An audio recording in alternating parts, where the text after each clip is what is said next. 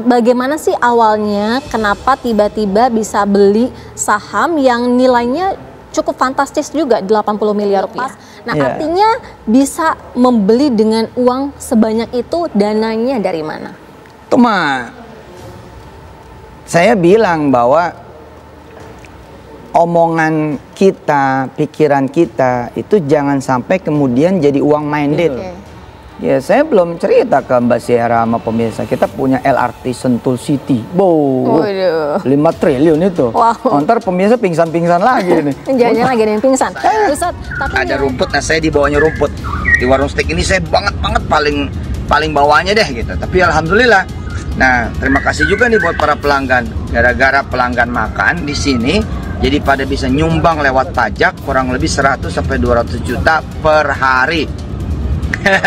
Kemudian dalam amar tersebut menghukum orang-orang yang saya sebutkan tadi, Yusuf Mansur dan kawan-kawan, untuk membayar kerugian material terhadap penggugat, yaitu Ibu Ilis Siti Rohmah, itu sebesar 4 miliar 75 juta.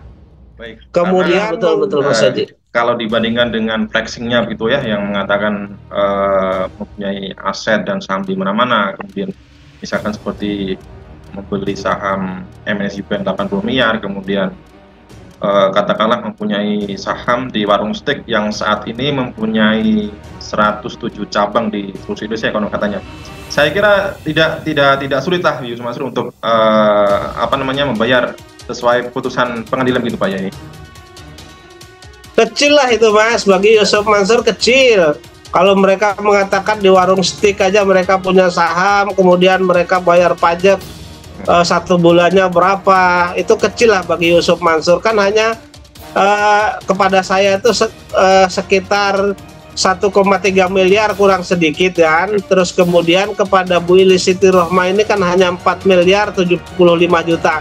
Kecil itu Mas bagi Yusuf Mansur, kalau Yusuf Mansur memang berniat baik atau beritikat baik untuk membayar, begitu Mas.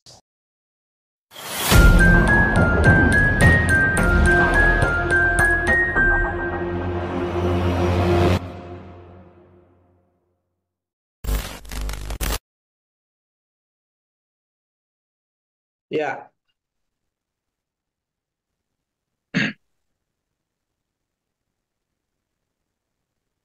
Baik, Assalamualaikum Pak Zaini. Waalaikumsalam warahmatullahi wabarakatuh Mas Haji. Ya Mas. Pak Zaini, hari ini tanggal 18 September 2024 hari Kamis. Saya lihat wajah Pak Zaini, saya perhatikan cerah sekali, mungkin ada kabar baik yang ingin Pak Zaini sampaikan ini Pak. Ya betul Mas Haji. Jadi hari ini tanggal 19 Mas Haji. Ya. Hari ini hari Kamis tanggal 19, kemarin hari Rebu Mas yang tanggal 18 Mas ya. Jadi tanggal 18 hari Rabu tanggal 18 September 2024 kemarin, perkaranya Bu Ilis Siti Rohmah melawan Yusuf Mansur dan kawan-kawan dengan objek gugatan adalah investasi batubara sudah diputus Mas, begitu Mas. Baik. Walaupun amar putusannya hanya mengabulkan sebagian daripada permohonan, tapi bagi kami selaku kuasa hukum penggugat dan penggugat itu cukup lega, karena di sana ada amar yang menyatakan bahwa tergugat 1, tergugat 2, tergugat 3, tergugat 4, tergugat 5 ya. Itu tergugat 1-nya adalah BMT Darussalam, tergugat 2-nya adalah Yusuf Mansur, tergugat 3-nya adalah Adiansah, tergugat 4-nya adalah Dwi Yuda Adi, kemudian tergugat 5 PT Adi Partner Perkasa, itu dinyatakan wan prestasi atau ingkar janji Mas. Baik, alhamdulillah. Kemudian dalam amar tersebut menghukum orang-orang yang saya sebutkan tadi, Yusuf Mansur dan kawan-kawan, untuk membayar kerugian material terhadap penggugat, yaitu Ibu Ilis Siti Rohmah, itu sebesar 4 miliar 75 juta. kemudian menghukum juga turut tergugat Darul Quran itu untuk tunduk dan patuh terhadap putusan perkara ini, kemudian menghukum Yusuf Mansur dan kawan-kawan untuk selebihnya untuk membayar biaya perkara sekitar di 8 jutaan lah, 8 juta lebih sedikit begitu. Jadi poin-poinnya adalah bahwa yang membuat kami lega adalah Yusuf Mansur dan kawan-kawan itu terbukti melakukan one prestasi atau ingkar janji begitu, Mas. Itu Mas Haji. Baik, terima kasih Pak Jeni. Alhamdulillahirrahmanirrahim, tentunya ini sesuai harapan kita semua, sesuai doa kita semua Pak Jeni. Akhirnya Yusuf Mansur dan kawan dinyatakan kalah gitu Pak Jeni, dan kemenangan ada di pihak betul. Di tingkat pengadilan negeri sudah dinyatakan kalah begitu ya. Ya. Baik. Tadi Pak Jeni menyebutkan bahwa Pengadilan Negeri Kota Bogor ini mengabulkan gugatan sebagian. Sebenarnya gugatan yang ditolak itu apa Pak Jeni? Jadi gugatan yang ditolak itu ada 3 item. Item pertama adalah permohonan sita jaminan terhadap harta kekayaan BMT Darussalam, itu tergugat 1, kemudian terhadap harta kekayaan Yusuf Mansur selaku tergugat 2, dan kemudian tergugat 4 itu tidak dikabulkan begitu. Itu 1 ya. Terus kemudian kerugian imaterial, artinya kami kan di sana meminta kerugian imaterial itu sebesar 1 miliar, itu tidak dikabulkan. Kemudian selanjutnya kami meminta bahwa agar dijatuhkan hukuman denda terhadap para tergugat apabila tidak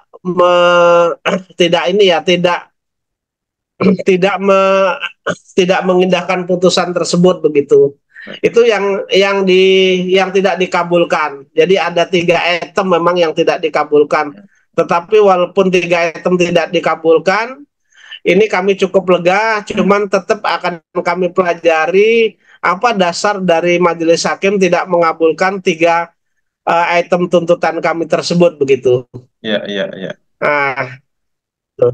Ya. Yang terpenting poinnya adalah bahwa kemenangan ini ada di pihak Pak Jeni Mustafa dan Yusuf Mansur dan kawan dinyatakan bahan prestasi gitu Pak.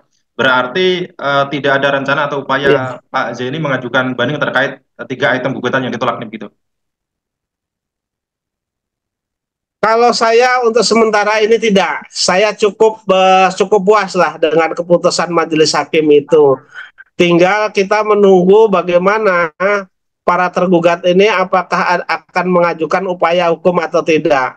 Tetapi ketika mereka mengajukan upaya hukum pun bagi saya tidak masalah, karena ini adalah tempat menguji suatu kebenaran formil bahwa Yusuf Mansur dan kawan-kawan itu melakukan one prestasi. Nah, kenapa ini perkara kami bawa ke pengadilan? Ini juga sebenarnya adalah menyambut Yusuf Mansur, yang mana Yusuf Mansur kan mereka mengatakan baik itu di media televisi maupun media sosial, mereka mengatakan bahwa Yusuf Mansur ini tidak terlibat dalam investasi batu bara, kan begitu. Nah, karena mereka mengatakan seperti itu, sementara saya selaku salah satu korban dan 249 korban lainnya merasa kecewa, sehingga saya harus menguji apakah benar ada investasi atau tidak itu ke pengadilan. Makanya saya uji ke pengadilan dan saya ajukan bukti-bukti, fakta-fakta hukum dan saksi-saksi, bahwa kemudian hakim meyakini bahwa memang benar ada investasi yang digagas oleh Ustadz Yusuf Mansur dan kawan-kawan itu, dan yang dijanjikan tidak ditepati begitu, artinya ingkar janji begitu. Bahkan uang jamaah selaku investor kurang lebih masih ada awalnya itu kan di store sekitar 55 miliar dan sudah ada yang dikembalikan sebagai keuntungan tuh 5 miliar, berarti masih ada sekitar 50 miliar tuh sampai dengan sekarang tidak dikembalikan oleh Yusuf Mansur dan kawan-kawan, dan tidak jelas kemana rimbanya, gitu, Mas Haji. Jadi pengadilan ini adalah tempat menguji ya, menguji siapa yang benar dan siapa yang salah, begitu Mas Haji. Dan kemarin tanggal 18 kemarin Majelis Hakim menjatuhkan bahwa memang benar ada investasi dan Yusuf Mansur lah yang dan kawan-kawan yang melakukan one prestasi, begitu Mas Haji. Baik.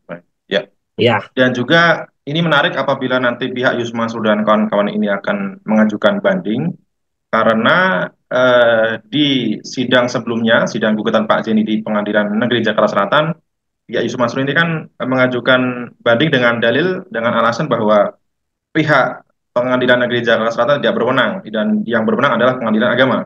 Tetapi pada perkara di PN Bogor ini sudah dimentahkan oleh Majelis Hakim pada putusan selah, begitu Pak ya? Artinya sudah tidak bisa dijadikan dalil lagi. Iya, jadi Yusuf Mansur juga sudah mengajukan eksepsi bahwa Pengadilan Negeri Bogor tidak berwenang mengadili perkara ini, yang berwenang mengadili adalah Pengadilan Agama. Tetapi karena sudah ada pilihan hukum dan di sana dari bukti awal juga sudah kami ajukan bahwa para pihak memang dalam perjanjian itu sudah melakukan pilihan hukum ketika terjadi suatu perkara, ya kan, akan diselesaikan melalui Pengadilan Negeri Bogor, begitu. Jadi Majelis Hakim berpegang kepada perjanjian itu, dan sesuai dengan ketentuan hukum perdata kan ketika memang sudah ada pilihan hukum dari para pihak, ya di mana yang dipilih para pihak itulah yang berhak mengadili, begitu. Sudah dimentahkan Mas Haji, begitu. Baik. Oke. Pak Zeni, ini juga artinya dengan kemenangan di Pengadilan Negeri Kota Bogor, ini akan membuka jalan bagi investor-investor lain yang nantinya akan turut menyusul untuk menggugat, gitu. Apakah sudah ada rencana Pak Zeni, ada salah satu investor yang mungkin ingin mengajukan gugatan kembali, gitu Pak? Betul Mas Haji. Jadi kan investasi batu bara itu kan ada 250 orang lah kurang lebih ya. Kurang lebih itu 250 orang. Ketika ini baru saya, kemudian Bu Ilis Siti Rohmah, berarti masih ada 248 orang lagi. Dan itu ngantri akan mengajukan gugatan juga terhadap Yusuf Mansur, begitu. Dan mudah-mudahan dalam waktu yang tidak terlalu lama nanti bisa kami ajukan gugatan lagi terhadap Yusuf Mansur dengan objeknya sama, yaitu objek investasi batu bara, tetapi subjeknya sudah berbeda, orangnya berbeda lagi, begitu. Ya. Jadi bahasanya satu maju, kemudian satu naik, sudah ada putusan, maju lagi, begitu seterusnya Mas Haji. Baik. Ya, artinya nanti akan terus ada gugatan yang dilayangkan kepada Yusuf Mansur, begitu Pak ya. Baik, Pak Zaini. Kan di beberapa kesempatan, ya. Ya, Pak Zaini, kalau boleh saya katakan gitu Pak ya, di tahun-tahun 2023-2024 ini berbagai macam indikasi adanya bahwa bisa dikatakan ini adalah dampak mubahalah yang dilaksanakan oleh para investor, gitu Pak ya. Karena kalau kita mengingat ini berbagai macam situasi yang merugikan Yusuf Mansur, misalkan seperti gagal nyalek, kemudian pipeline ditutup, kemudian berbagai rentetan gugatan ini Yusuf Mansur kalah di pengadilan. Menurut Pak Zaini, apakah ini juga semacam rangkaian dampak dari mubahalah Pak Zaini, begitu? Ya, jadi saya selaku umat Islam, kemudian yang taat juga beragama, Mas Haji, saya meyakini bukan hanya 100% lagi, tetapi 1000% bahwa mubahalah itu akan membawa dampak terhadap orang yang memang berbohong, Mas Haji. Baik. Jadi memang ada dampaknya di sana, memang sudah terlihat. Di antaranya Yusuf Mansur gagal nyalek, setenarnya Yusuf Mansur seorang ustadz yang tenar seperti itu, mereka hanya dapat nomor berapa, padahal hanya 5 orang kalau nggak salah di dapil itu kan hanya 5 orang. Mereka hanya dapat 2000 sekian, kalah dengan host ya kalau nggak salah, itu kalah mereka. Jadi menurut saya memang dampak dari mubahalah. Kemudian ada Paytrend Asset Management, kemudian ditutup, kemudian disusul dengan kekalahan. Ini menurut saya Allah sudah menunjukkan kuasanya dan memberikan balaknya kepada Yusuf Mansur dan kroni-kroninya begitu. Baik, baik. Ya, tinggal tunggu saja. Nanti yang terbaik Allah akan berikan apa lagi kan begitu kan? Baik, ya. Baik ya. Tentunya ini seharusnya juga menjadi cambuk peringatan untuk Yusuf Mansur gitu Pak ya, untuk segera menunaikan kewajibannya kepada para investor. Betul. Kalau tidak ya nanti akan ada lagi lanjutan rentetan peristiwa yang memberikan Yusuf Mansur gitu Pak.